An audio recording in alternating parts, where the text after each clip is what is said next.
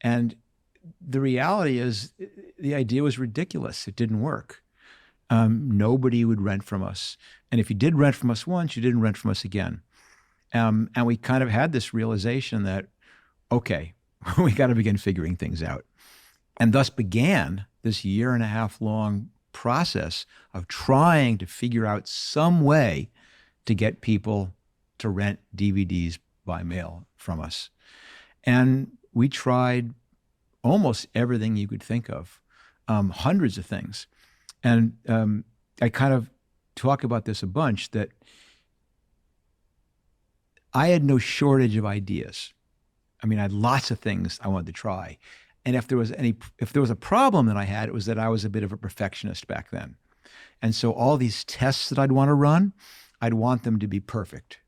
So we would, lovingly argue over every word of copy, and we would do custom photography, and we would check every link, and we'd stress test the site. And it might take us 3 weeks or a month to prepare for this test. And we'd test this new idea, and then it would not work, wouldn't do anything. And we'd kind of look at each other and go, we just wasted a month. So, okay, faster. And then we'd do a test in 2 weeks, and it would still fail. Okay, faster. And we'd do it in a week, and faster. And we eventually started getting to the point we could do a test every day, or multiple tests every day. And it turns out that once you go that fast, things get very, very sloppy.